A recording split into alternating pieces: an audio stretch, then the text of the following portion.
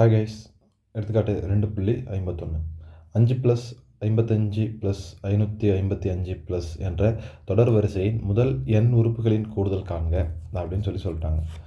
So இப்போ இது என்ன தொடரில் இருக்குது அப்படின்னு பார்த்தோன்னா, கூட்டுத்தொடர்லேயும் இல்லை, பெருக்கு தொடர்லேயும் இல்லை. ஸோ அதனால் என்ன பண்ணலாம் அப்படின்னு பார்த்தீங்கன்னா, கணக்கை ஒன்று கூட்டுத்தொடருக்கு மாற்றணும், இல்லை பெருக்கு தொடருக்கு மாற்றணும். இதை பெருக்கு தொடருக்கு மாற்றுறது ஈஸி. எப்படி மாற்றலாம் அப்படின்னு சொல்லி பார்த்தோம்னா, இப்போது ஃபஸ்ட்டு பாருங்களேன், இந்த கணக்கு எடுத்து எழுதிடும். கணக்கு என்ன கொடுத்துருக்குறாங்க, 5 + 55 + 555 + n உறுப்புகள் வரை அப்படின்னு சொல்லிட்டாங்க. சரிங்களா? இப்போ இதில் தான் ஃபஸ்ட்டு என்ன பண்ணுறேன்னா, 5 மட்டும் காமனாக வெளில எடுக்கிறேன். வெளில எடுத்தால் என்ன ஆகும், 1 + 11 + 111 + n உறுப்புகள் வரை. கரெக்டுங்களா? அதே மாதிரி இப்போ அடுத்து என்ன பண்ணணும் அப்படின்னு சொல்லி பார்த்தோம்னா, ஒரு 9ஆல் பெருக்கி 9ஆல் வகுக்கிறேன். ஏன் இதெல்லாம் பண்ணுறேன்னா, அந்த பெருக்குத்தொடர் வரிசைக்கு மாற்றுறதுக்கான முயற்சி தான் இதெல்லாம். 5 × 9/9 ஒரு 9ஆல் பெருக்கி ஒரு 9ஆல் வகுக்கிறேன். ப்ராக்கெட்டுக்குள்ளே என்ன இருந்தோ அது அப்படியே இருக்கும். 1 + 11 + 111 + n உறுப்புகள் வரை அப்படிங்கிறது அப்படியே இருக்கும். கரெக்டுங்களா? இப்போ அடுத்தது இந்த ஒரு 9 இருக்குல்ல, இந்த 9 மட்டும் உள்ளே பெருக்கிட்டு இந்த 5 அப்புறம் பையில் இருக்கிற 9 அப்படியே வெளில வச்சுக்கிறோம். இந்த ஒரு 9 உள்ளே போகுது. 5/9 × 9 + 99 + 999 + n உறுப்புகள் வரை அப்படின்னு சொல்லிடலாம். சரிங்களா?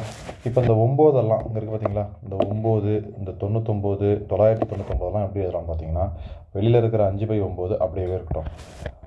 அதெல்லாம் 10 - 1 அப்படின்னு எழுதலாம். +100 - 1 அப்படின்னு எழுதலாம். +1000 - 1 அப்படின்னு எழுதலாம். +n உறுப்புகள் வரை அப்படின்னு எழுதிடலாமா? இப்போ அடுத்து என்ன பண்ணலாம் அப்படின்னு பார்த்தீங்கன்னா, இங்கே பாருங்களேன், இங்கே நடுவில் ப்ளஸ் தான் இருக்குது. எல்லாமே கூட்டல் விதியின் அடிப்படையில் தான் இருக்குது. ஸோ அப்படியே இந்த ப்ராக்கெட்டை மட்டும் ரிமூவ் பண்ணி விட்டுக்கலாம். ப்ராக்கெட்டை ரிமூவ் பண்ணால் என்ன ஆகும்னா, எந்த சேஞ்சும் நடக்காது. பாருங்கள், 5/9 10 - 1 +100 - 1 +1000 - 1 n உறுப்புகள் வரை போய்கிட்டே இருக்கும். கரெக்டுங்களா? இப்போ ஒரு உதாரணத்துக்கு பாருங்களேன், இங்கே 1 2 3 நான் 3 உறுப்பு எடுத்தேன். இது வரைக்கும் தான் இருக்குன்னு வச்சுப்போம். 3 உறுப்பு எடுத்தால் என்ன கிடைக்குது, ஒரு -1, இன்னொரு 2 -1, 3 -1. ஸோ 3 -1 கிடைக்குது. அப்போ 4 உறுப்பு எடுத்தால் என்ன பண்ணணும், அப்போ 4 -1 கிடைக்கும். 5 உறுப்பு எடுத்தால் 5 -1. நான் எத்தனை எண் எடுக்கிறேனோ அத்தனை n -1 கிடைக்கும். கரெக்டுங்களா? அதனால் இப்போ நான் என்ன பண்ணிக்கிறேன்னா, இந்த 5/9 அப்படியே இருக்கட்டும். ப்ராக்கெட்டுக்குள்ளே 10 + 100 + 1000 + n உறுப்புகள் வரை அப்படின்னு எழுதிட்டு, அப்புறம் என்ன சொல்கிறேன்னா, இந்த -1 இருக்கு இல்லைங்களா, நான் எத்தனை எண் எடுக்கிறேனோ அத்தனை -1 கிடைக்கும். அதானே? இப்போ நாங்கள் 3 எடுத்துருக்கிறேன். இங்கே பாருங்கள், 1 2 3 எடுத்துருக்கிறேன். 3 -1 கிடைக்குது. 4 எடுத்தால் 4 கிடைக்கும், 5 எடுத்தால் 5 கிடைக்கும். அதே மாதிரி நான் n எத்தனை எடுக்கிறேனோ அத்தனை -1 கிடைக்கும். ஸோ அதனால் -n. சரிங்களா? கரெக்டு தானே? இப்போ பாருங்களேன், இங்கே 3 எடுத்துருக்கோம். 1 2 3 -3. அப்போ நான் n எத்தனை எடுக்கிறோனோ அத்தனை தான். அப்படியே மைனஸ், இப்போ n 10 எடுக்கிறேன்னா -10 அப்படின்னு போட்ட வேண்டியதான். ஸோ இந்த -1 காமனாக வெளில எடுத்து -n அப்படின்னு வச்சுட்டேன். புரியுதுங்களா? இப்போது உள்ளுக்குள்ளே இருக்கிறத பார்த்தோம் அப்படின்னா, 10 100 1000 இது பெருக்குத்தொடர் வரிசைக்கு வந்துடுச்சு. ஸோ இதுக்கு தான் இவ்வளோ வேலையும் செஞ்சேன், வேறு ஒன்றும் இல்லை. இப்போது இதெல்லாம் பெருக்குத்தொடர் வரிசையாக இருக்குது. என்ன பண்ணிகிட்டு இருக்குது, கூட்டிகிட்டு இருக்குது. ஸோ இப்போ என்ன பண்ணிக்கலாம், Sn = பெருக்குத்தொடர் வரிசையின் கூடுதலுக்கான formula Sn = a × r⁻n - 1 / r - 1. r ≠ 1 இருக்கும். அவ்வளோதான் கண்டிஷன். கரெக்டுங்களா? இப்போ இதிலேருந்து, அதாவது இங்கே பாருங்கள், இந்த ப்ராக்கெட்டுக்குள்ளே இருக்குல்ல ஒரு பெருக்குத்தொடர் வரிசை, அந்த பெருக்குத்தொடர் வரிசையோட r மட்டும் எடுத்து எழுதிடுவோமா? என்ன, முதல் உறுப்பு a = 10.